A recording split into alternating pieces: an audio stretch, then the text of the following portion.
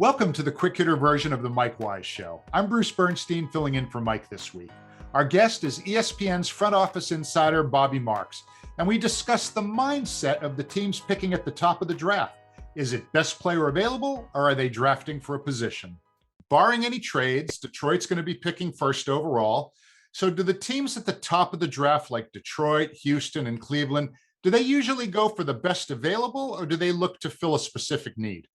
Yeah, this is different than the NFL, right? This is if there is a quarterback who may be the number one pick and you already have Tom Brady as your quarterback, the likelihood is that you're probably going to take a lineman, right? Like that's just the nature, or a defensive player. We're here because it's condensed and it's only 2 rounds, and the makeup of teams are usually built through free agency and trades, best available rules. Now, that differs a little bit, maybe if you're have multiple picks in the teens, or if you have another pick in the 20s where you're kind of going by a position of need. But if Cade Cunningham is the best available that Detroit feels, they are taking Cade Cunningham.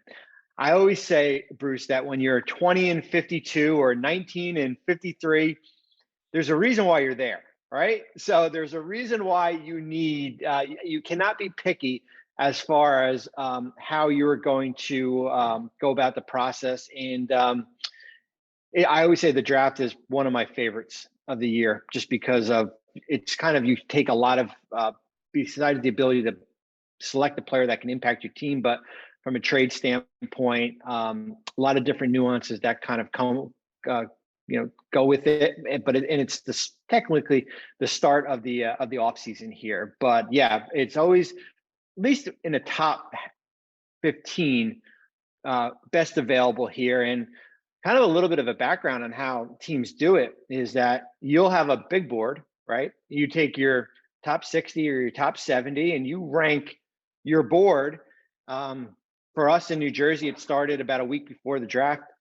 We take everything into consideration, whether it's on the court, off the court, how they interviewed, background, medical, psychological, all different things. And we usually rank it on skill level, basketball wise, and then kind of a couple days before we start moving things around, as far as maybe a guy's got a knee issue, or maybe there was a red flag psychological. And then we massage the board. And the goal is that when you go into the night of the draft, that's how you're picking, right? Like you don't want to, if you're picking at number 9, all of a sudden your head coach say, what about that guy who's at 26, right? Like you want to stick to your board as far as who that player is going to be. And that also helps, Bruce, from a trade standpoint, right? If you're, for example, if you're New York, who's got 19 and 21, well, what happens when we get to pick 13 and